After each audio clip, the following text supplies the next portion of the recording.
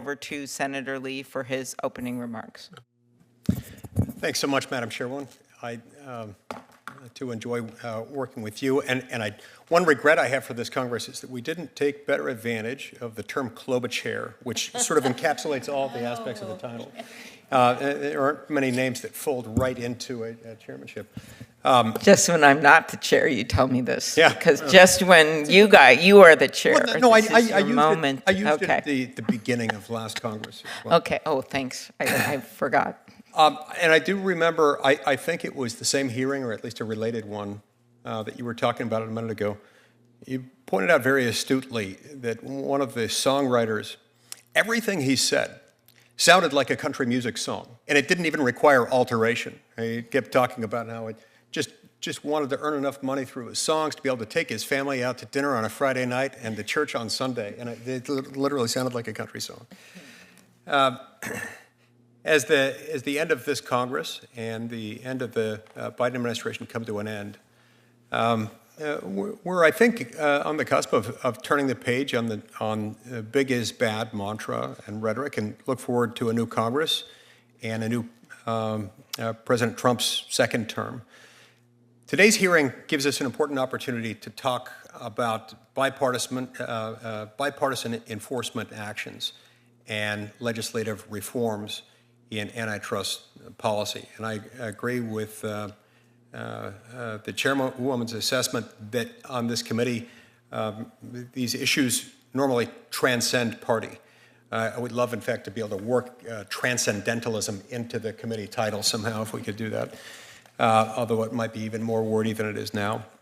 Now, during President Trump's first term in office, both the Department of Justice and the Federal Trade Commission identified some significant harms posed by monopolistic practices and the concentrated power within big tech companies and the impact that those things had in our economy. This led to a comprehensive review of the largest tech platforms, and that review culminated in the filing of some enforcement actions supported by a bipartisan coalition of state attorneys general against Google for illegally monopolizing internet search and advertising, as well as lawsuits against Meta, Apple, and Amazon. These trillion-dollar companies can, if left unrestrained in that regard, not only stifle competition, but also suppress public discourse through ideologically motivated censorship. Enforcement actions against big tech are not only, these are far from the only bipartisan initiatives that we've seen in this area. Antitrust enforcers have increasingly scrutinized the competitive risks posed by, among other things, vertical mergers, the combination of companies operating at different levels of the same supply chain. The Trump administration's challenge to AT&T's acquisition of Time Warner marked a truly pivotal moment in vertical merger enforcement. Although AT&T ultimately prevailed in court, the case highlighted the potential for such mergers to harm competition by restricting access to essential content, potentially slowing industry innovation. The Biden administration has continued this rigorous scrutiny of vertical mergers, exemplified by the FTC's successful challenge to Illumina's acquisition of Grail, which could have stifled innovation in some very critical, pivotal, life-saving cancer detection technologies. In Congress, we've taken significant steps to support federal and state antitrust enforcement offices through recent legislative efforts. And additionally, we're advancing bipartisan legislation to modernize and update our competition policy and address some of the complexities of today's digital economy in ways that are natural extensions and applications of our existing antitrust law. For example, the State Antitrust Enforcement Venue Act, signed into law in December of 22, empowers state attorneys general by exempting their cases from previously existing laws that would have otherwise required them to be consolidated into multi-district litigation. So this challenge enables states to litigate their cases in their preferred venues, enhancing their ability effectively to challenge antitrust violations. And it protects and enhances the state's authority to pursue justice on behalf of the consumers in their states. Additionally, the Merger Filing Fee Modernization Act, also signed into law 2 years ago, updated the filing fee structure for mergers, aligning fees with transaction values and providing increased funding for FTC and DOJ antitrust. By requiring disclosures of subsidies from foreign entities, the law also strengthens oversight of foreign influence in mergers, safeguarding our national interests in additional ways. Last year, I introduced a bill, the bipartisan legislation that I called the America Act, which was co-sponsored by Chairwoman Klobuchar. Google is tied advertisers' access to internet users to the mandatory use of Google's own advertising technology tools.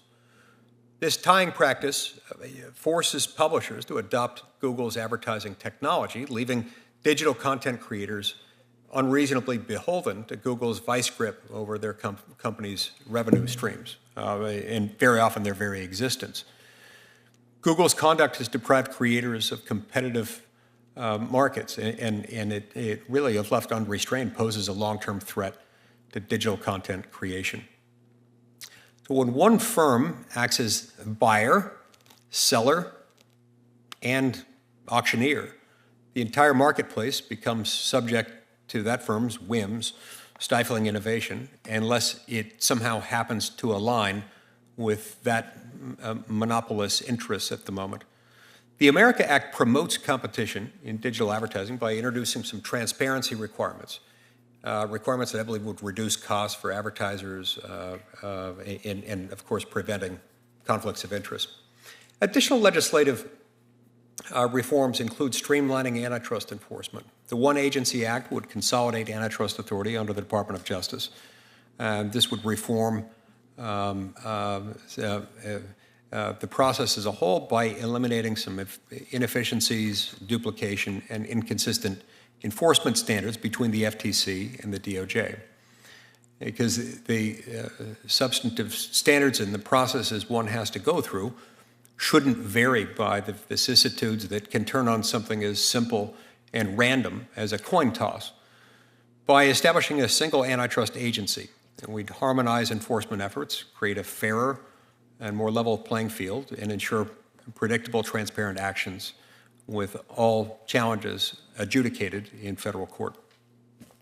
In the coming year, with the new Congress and the start of President Trump's second term, we have a chance to champion robust and principled enforcement efforts and to advance essential legislative reforms. Now, these measures will not only reinvigorate antitrust policy, but also unlock innovation, drive sustained economic growth, and protect American consumers. And finally, once again, I want to thank Chairwoman Klobuchar for her dedicated and principled leadership to this committee as its chair. I look forward to continuing our bipartisan work together on this committee. Thanks. Very good. Senator Grassley.